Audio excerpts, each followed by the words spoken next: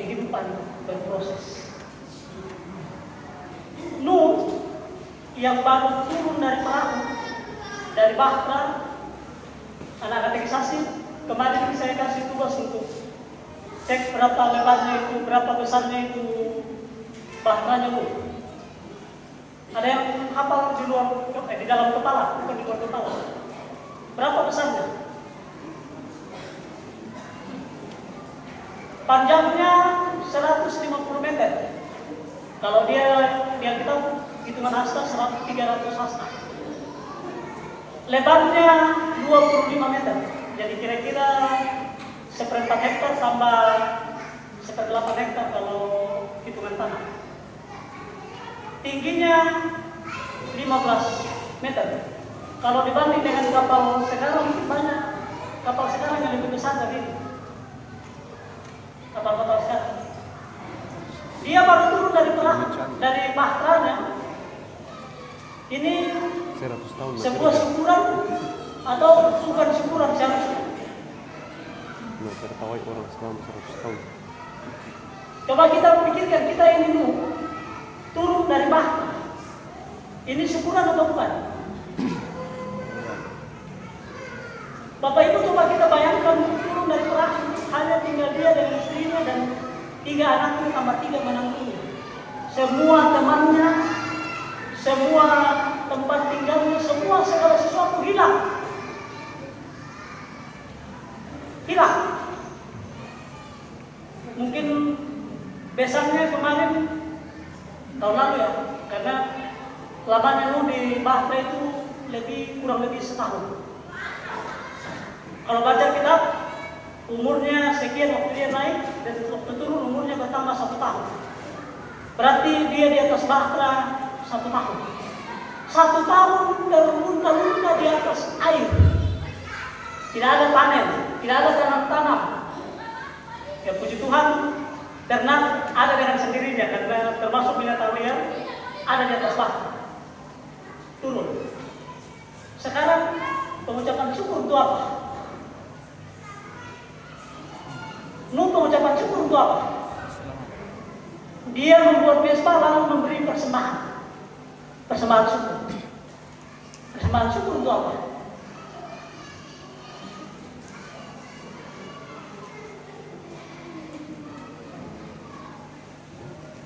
Kita tidak tahu. Tapi paling tidak Nuh bersyukur untuk hidupnya. Saya juga pernah datang di tempat lain. Saya bicara dengan jemaat, lalu mereka tanya, Pak, bagaimana itu namanya pesta panen? Oh, ya kalau ada berkat dari Tuhan, kita bersyukur untuk berkat Tuhan. Masalahnya Pak, kami di sini tidak ada lagi orang yang punya sawah. Jadi standar pesta panen itu padi.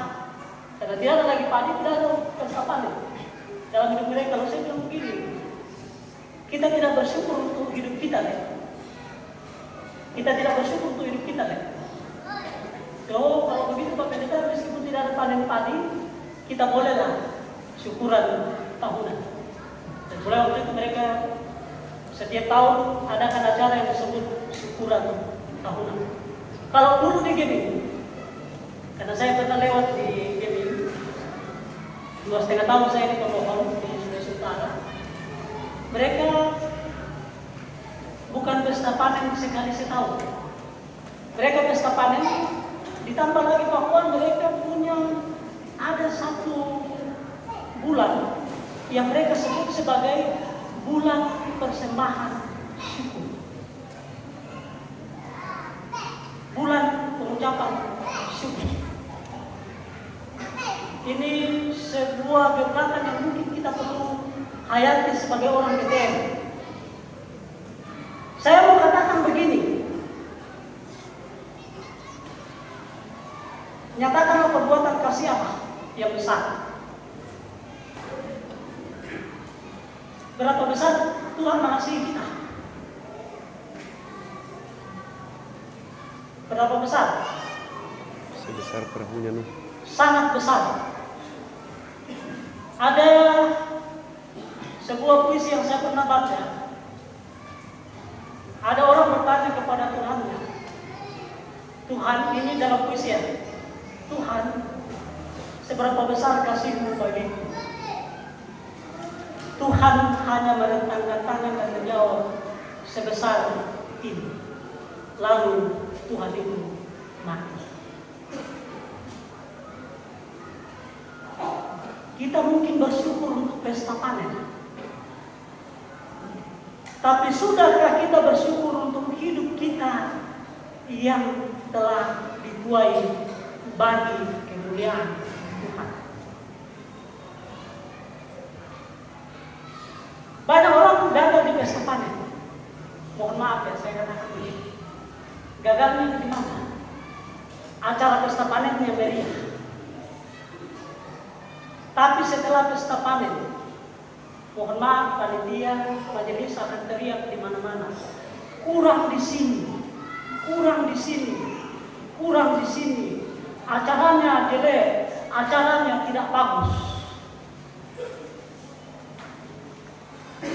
Saya mau katakan, mari kita putar, jangan proses yang berhasil yang membuat kita bersyukur.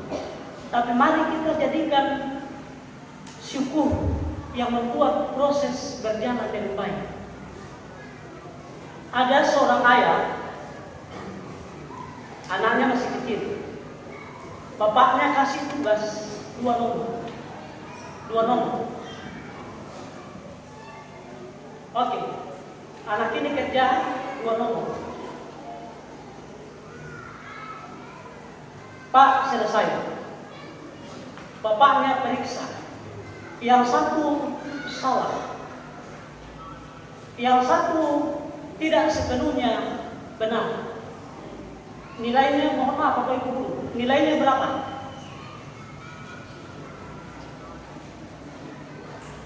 Dua nomor, yang satu salah, yang satunya tidak sepenuhnya benar.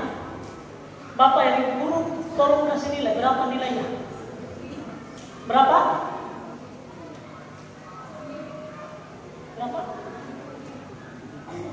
Oke, saya kira secara didaktik metodik Ibu Guru juga tidak terlalu jujur. Salah satu berarti sudah otomatis 50, tinggal 50. Yang satu tidak sepenuhnya benar, paling tinggi 40. Begitu ya? Kalau ilmu menilai diskor, Pak Desa dulu kepala sekolah, begitu Pak ya. Tapi Bapak ini kemudian menulis nilai 80. Nah, simpan ini pekerjaan. Bapak cuma titip pesan, simpan. Anaknya dekat masuk SMA, dia periksa berkas, lalu dia dapat berkas itu. Bapak ini bodoh. Pekerjaan saya nilainya paling tinggi, kalau harusnya dikasih nilai paling tinggi 50, tapi atau 40. Datang ke Bapak, Pak, ini pekerjaan dulu kenapa begini Pak? Harusnya paling tinggi 50, kenapa ada 80? Bapaknya bilang, nah, nilaimu adalah yang membuat hidupmu berproses. Bukan proses hidupmu yang saya nilai.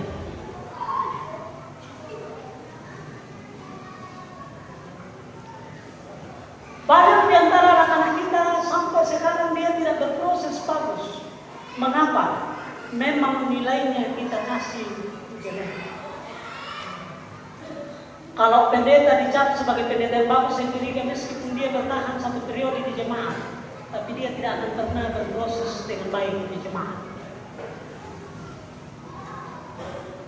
Kalau orang yang melayani Tuhan, kita nilai dengan nilai-nilai yang jelek, maka dia tidak akan senang dan tidak akan sepenuhnya melayani jemaat. Cuma memang sedikit kita perlu bertumbuh dalam memperkuat iman, bertumbuh dalam dan memperkuat iman. Ini penting dipertanyakan. Jemaat bertumbuh bagaimana? Kalau jemaat dengan khotbah terlalu panjang pulang, dengan khotbah terlalu pendek dia bilang tidak ada persiapannya pendeta, apa itu pendeta?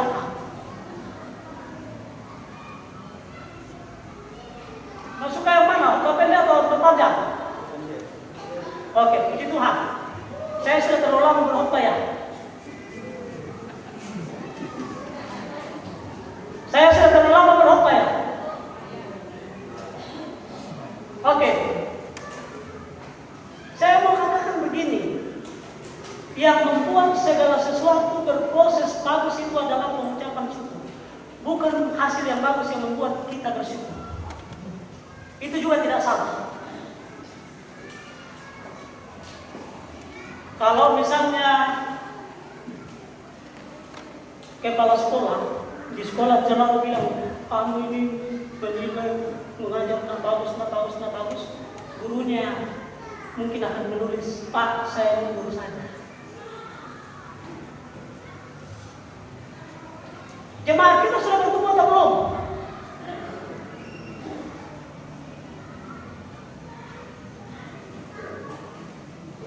Seberapa banyak rasa syukur yang kita miliki, itu berarti jemaat kita sudah bertumbuh. Puji Tuhan, masih banyak yang tidak hadir dalam ibadah pengucapan syukur hari ini. Saya bilang begini, paling tidak ini menjadi catatan bagi kita. Masih banyak yang harus kita buat menjadi lebih bertumbuh.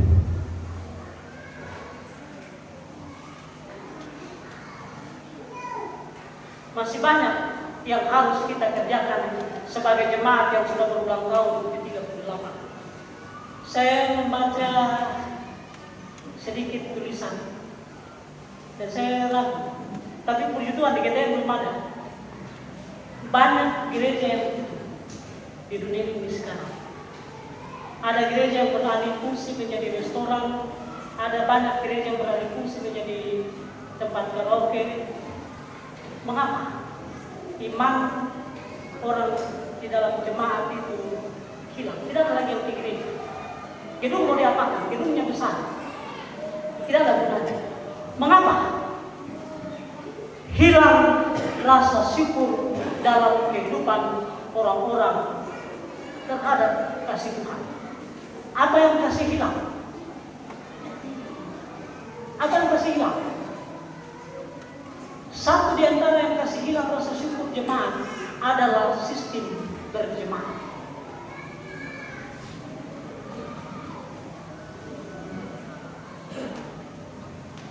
Saudara-saudara, Nuh bersyukur.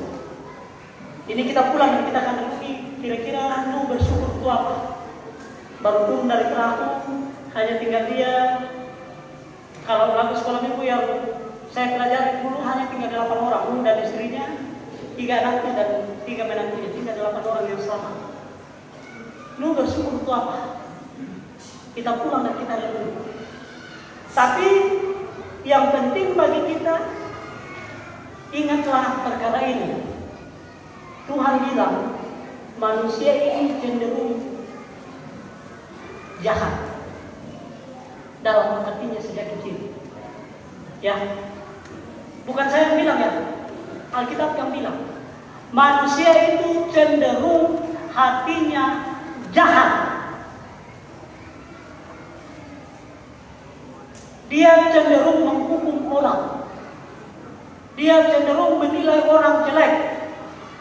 Dia cenderung melihat segala sesuatu harus jadi seturut dengan kehendaknya.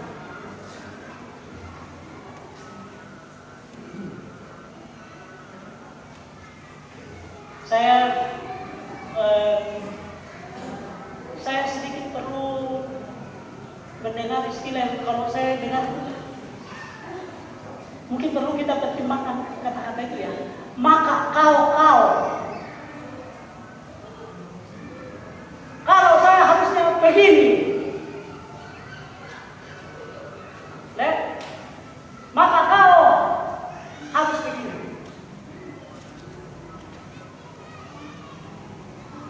di manakah tempat Tuhan, tempat untuk Tuhan berkarya dalam hidup kita. Pengucapan syukur membuat proses tetap berjalan. Kalau seorang bapak sudah bilang begini sama anaknya, "Nah, mulai sekarang, karena kamu jahat, kamu bukan lagi anak. Hilang namamu dari daftar keluarga." Proses hubungan harmonis antara ayah dan anak hilang. Ada seorang anak, tapi jangan ditiru ya, ini contoh saja. Ada seorang anak pergi kuliah, pulang kuliah, tidak bawa ijazah. Dia datang diantar temannya, dan ada orang lain yang membawa untuk masuk dalam keluarganya. Di perjalanan, temannya tanya sama itu orang, "Kau nanti kalau sampai di rumah, pasti nama maki-maki kau bapakmu sama mamamu. Pak, kamu ini jahat sekali. Pergi kuliah, pulang bawa anaknya orang."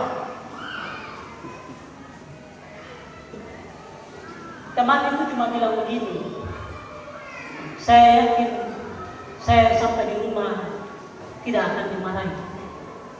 Kamu tahu, bapak saya itu adiknya malaikat."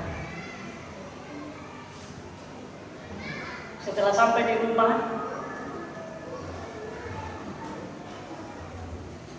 itu yang pulang, orang kuliah yang pulang tanya sama temannya, "Kamu yang mau bicara untuk saya atau saya bicara sendiri saja?"